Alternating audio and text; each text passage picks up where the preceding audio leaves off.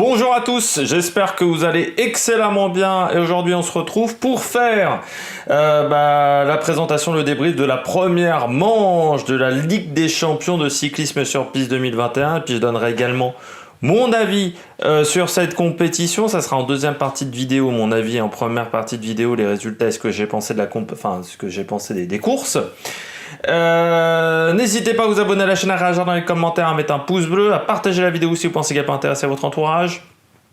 Si vous connaissez des gens qui aiment le cyclisme sur piste, qui est une magnifique discipline. On va revenir sur cette nouvelle compétition, donc la Ligue des champions de cyclisme sur piste, qui est en version française.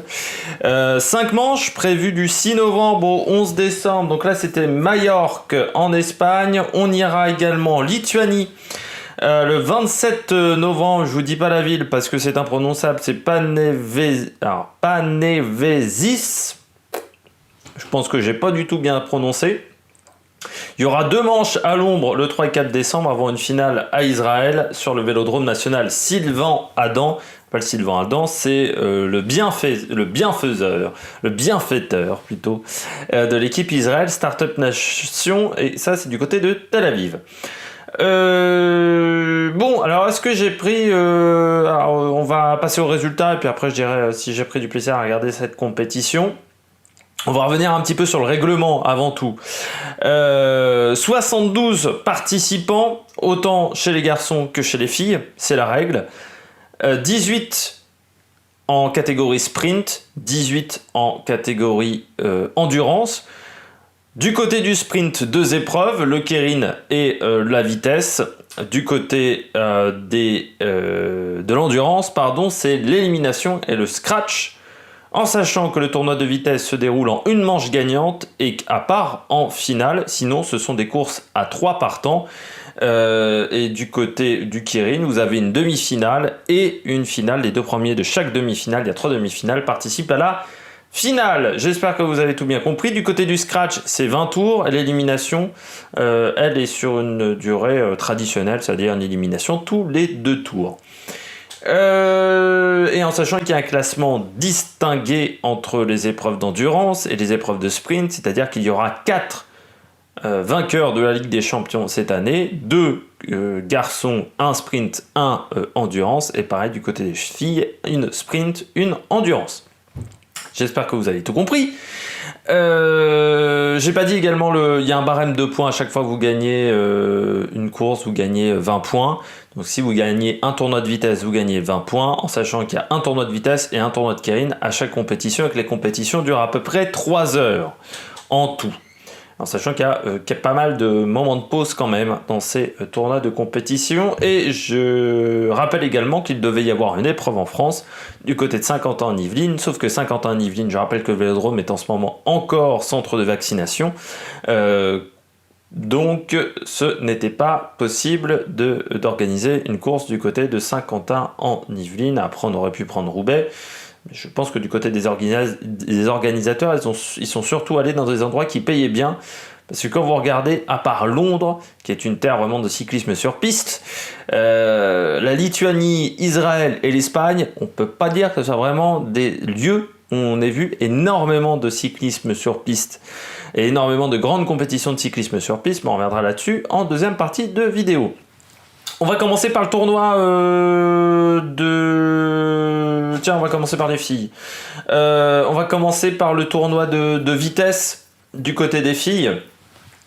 Tournoi de vitesse qui a été remporté par Emma Heinze, qui a vraiment dominé la compétition de vitesse. Les Allemandes qui ont dominé cette compétition de vitesse, parce qu'Heinze s'est imposée devant Lea Friedrich. Et vraiment les deux ont été une jambe au-dessus de tout le monde.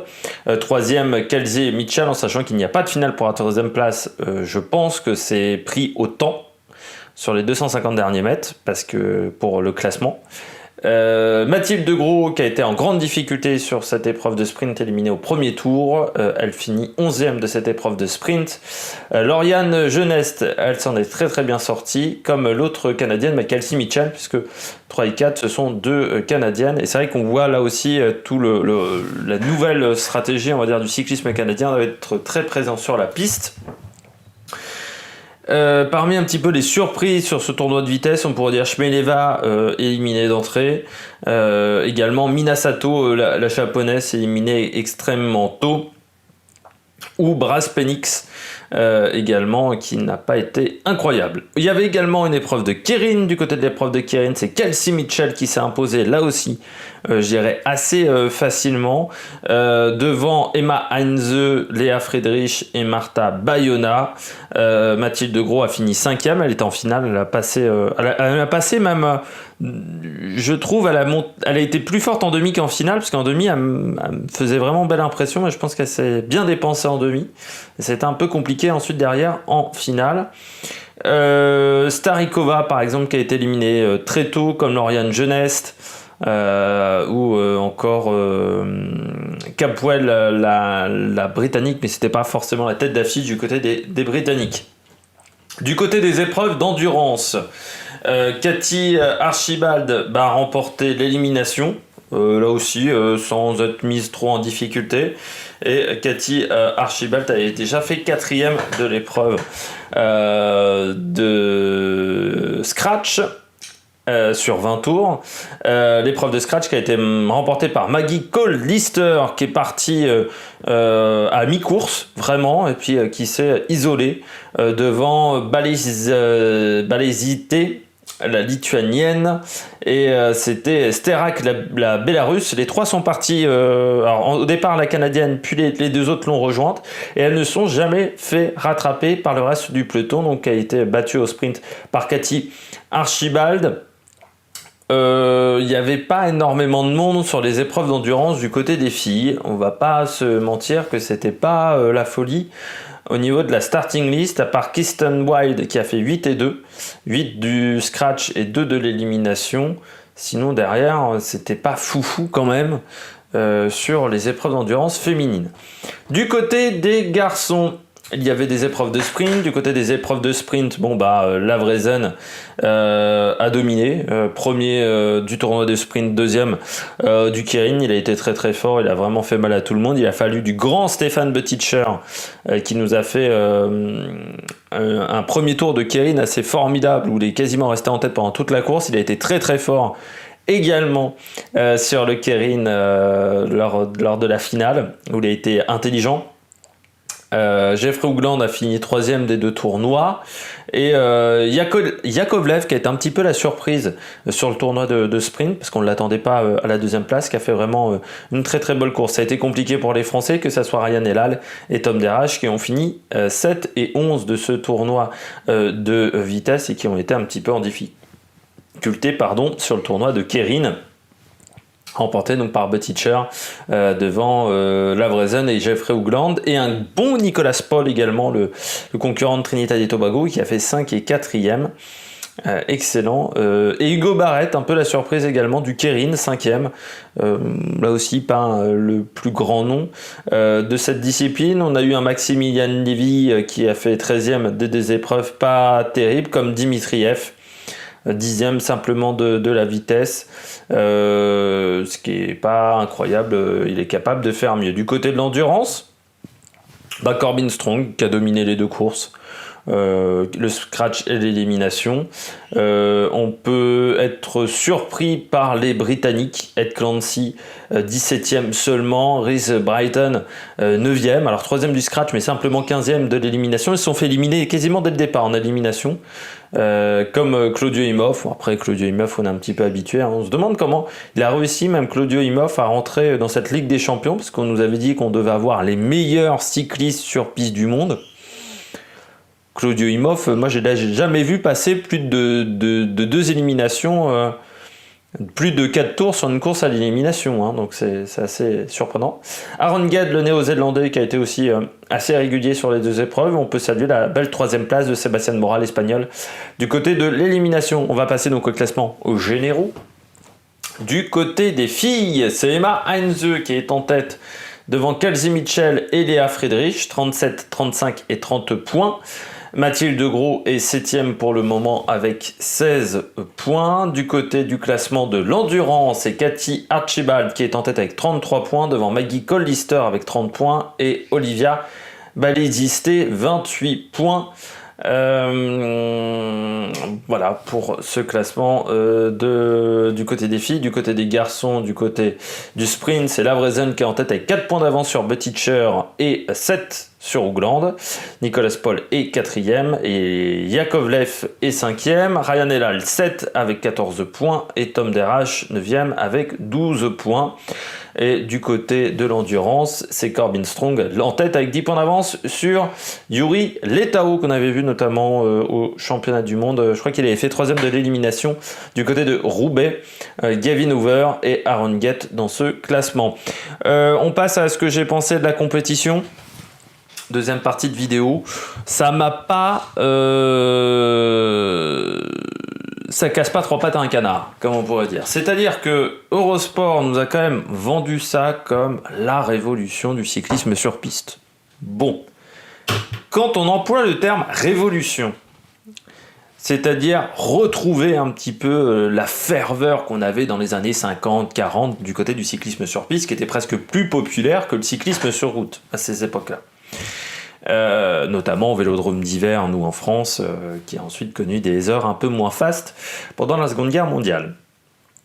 Il y avait notamment les épreuves de 6 jours, les 6 jours de Paris, qui étaient encore populaires dans les années 60 et il a commencé à avoir un déclin dans les années 70 du côté de la piste, et dans les années 80, la plupart des épreuves de 6 jours en France se sont arrêtées dans les années 80.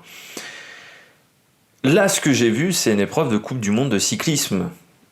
Très clairement. Alors, une épreuve de Coupe du Monde de cyclisme avec de la scénographie. C'est vrai que la scénographie, voilà, il y a la présentation des épreuves, c'est pas mal. Mais même là-dessus, tout n'est pas réussi. C'est-à-dire que la scénographie faite par Eurosport, par exemple la course à l'élimination, je trouve que ce que nous a présenté les organisateurs l'UCI du côté des championnats du monde était mieux fait, parce que vous voyez qui est éliminé. Là, des fois, tu sentais que le caméraman, il savait pas qui était éliminé. Du côté du scratch, bon, c'était pas hyper bien filmé non plus, je trouve. Du côté donc de la scénographie, c'était un peu mieux qu'une épreuve de Coupe du Monde. Mais après, moi, il y a des choses qui me gênent. Premièrement, ce qui me gêne, c'est qu'il n'y a pas d'omium. C'est quand même une discipline où techniquement, du côté de la piste, on voulait mettre en avant, qu'on avait sur les Coupes du Monde, mais surtout la disparition de la poursuite et du kilomètre. Et là, c'est assez terrible. Les mecs qui font soit de la poursuite, soit du kilomètre, et il y a quand même des cyclistes très connus qui font de la poursuite et du kilomètre. Un certain Filippo Ganna, je ne sais pas s'ils connaissent du côté d'Eurosport. Je trouve ça assez incroyable qu'on n'ait pas réussi à faire un tournoi de poursuite avec 8 coureurs, 10 coureurs, mais c'était faisable, un tournoi de poursuite. Je trouve ça dommage, et je me dis que dans les années à venir, tu sens que l'UCI ne mise pas vraiment sur la poursuite individuelle ou même la poursuite par équipe, quoi. C'est surtout qu'on aurait pu trouver, tiens, pour révolutionner la poursuite par équipe, eh bien, on aurait pu mettre des coureurs on aurait pu faire un tournoi de poursuite par équipe avec le vainqueur du tournoi de poursuite individuelle qui devait se mettre avec le dernier de la poursuite individuelle, et puis comme ça essayer de niveler les équipes. Ça aurait pu être marrant à voir. Voilà un truc qui aurait peut-être pu révolutionner un petit peu le cyclisme sur piste. Là, très clairement, ce que j'ai vu, c'est du cyclisme sur piste, mais qu'on a voulu c'est pas aseptiser, c'est qu'on a voulu faciliter la compréhension. Donc on a pris des épreuves qui sont faciles à comprendre, mais pas forcément les épreuves les plus intéressantes. Je pense notamment au scratch du côté de l'endurance. Moi, je préfère la course au point. Je trouve que c'est plus représentatif du niveau des coureurs. Mais la course au point, c'est sûr que c'est plus difficile à comprendre. L'élimination, pour moi, c'est une bonne idée. Parce que l'élimination, c'est intéressant et c'est vraiment une course très particulière. Bon, le Keirin, je trouve que c'est aussi une bonne idée. Le tournoi de vitesse, ce qui me gêne, c'est que ce soit en une manche gagnante. C'est-à-dire que vous ne pouvez pas vous refaire. Et ça me gêne beaucoup. Alors qu'on fasse ça sur le premier tour, sur les demi-finales. Je dis pourquoi pas, il faut que ça tienne en 3 heures. Mais pour la finale, on aurait pu avoir un format en 2 manches gagnantes. Je pense que c'était pas impossible réaliser. Donc, moi, ce que je vois, c'est une nouvelle manière de faire du cyclisme sur piste, mais qui ne me plaît pas. parce que je trouve qu'on essaye de faciliter la compréhension, et ce qui fait qu'on enlève des choses qui font l'intérêt du cyclisme sur piste. Et j'ai pas vu un truc beaucoup plus spectaculaire qu'une Coupe du Monde. Alors il y a aussi le problème, on nous a dit on aura les meilleurs coureurs. Bon, quand tu vois la starting list quand même, notamment les filles en endurance, il manque du monde, même sur le tour, même du côté des garçons. Si on prend que l'équipe de France, on a Mathilde de Gros. Bon, ok, ça c'est la tête d'affiche du côté des filles. Ça, il n'y a pas de problème. Par contre, du côté du tournoi d'endurance, pourquoi il n'y a pas Benjamin Thomas? Quand même, peut-être le spécialiste de l'endurance avec Elia Viviani. Il n'y a aucun des deux. Il n'y a pas Elia Viviani, il n'y a pas... Alors, il y a l'Etao, heureusement. Il n'y a pas Kenny de Ketelu non plus, du côté de l'endurance. Enfin, Arcap qui vient de prendre sa retraite, mais bon, qui aurait pu continuer sur cette Ligue des Champions. Enfin, il y a beaucoup de concurrents, je trouve, qui manquent sur les épreuves d'endurance. Du côté du tournoi de vitesse, nous, Sébastien Vigion, qui est, je pense, un peu meilleur que Tom Derache. Et puis il y a quelques noms qui manquent aussi, hein, du côté des garçons et du côté des filles. Du côté de l'endurance, oui, c'était un peu calme, quoi. On sent qu'il y a dans pas mal de nations, on a pris des seconds couteaux.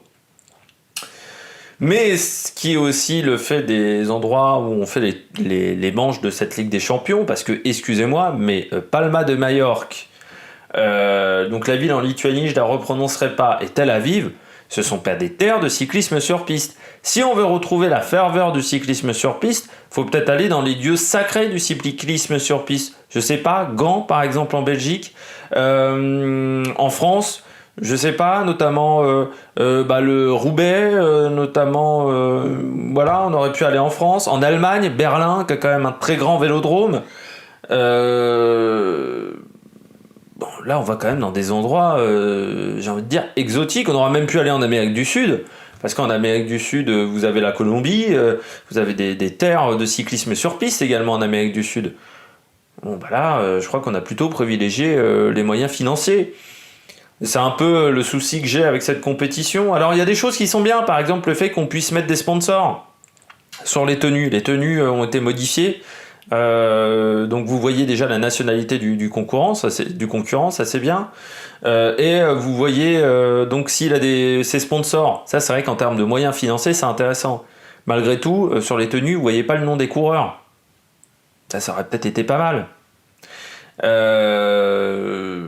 Donc ça c'est un peu triste de ce côté-là. Mais au moins ils ont les sponsors. C'est vrai que j'ai l'impression que les coureurs qui vont aller sur ces compétitions-là vont avoir un peu plus de moyens.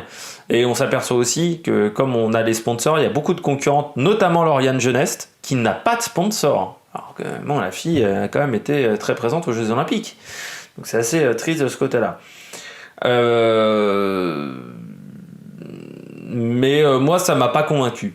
Je vous le dis très clairement, il manque des choses. Pour moi, la poursuite, c'est le cyclisme sur piste. Le kilomètre, c'est le cyclisme sur piste. L'Omnium, c'est devenu le cyclisme sur piste. Surtout qu'ils n'étaient pas obligés de diffuser toute la compétition d'Omnium. Ils pouvaient en diffuser qu'une petite partie.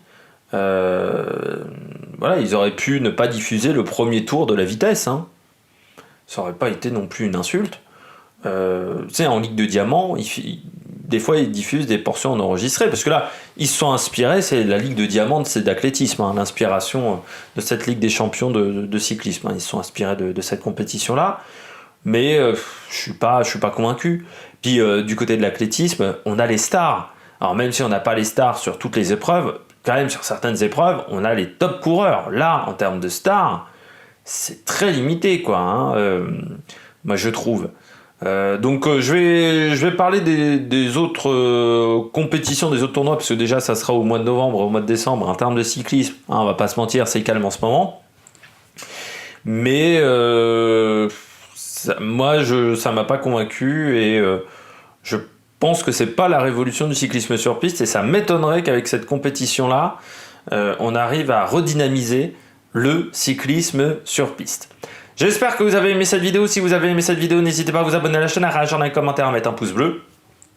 Et puis nous, donc on se retrouve vers fin novembre pour ce tournoi en Lituanie. C'est le 27 novembre. Je pense que le 28, ça sera peut-être le 29, parce que c'est souvent le samedi, donc ça sera peut-être plutôt le 29 où on fera le débrief de cette compétition. Allez, ciao ciao sur l'Amérique Production.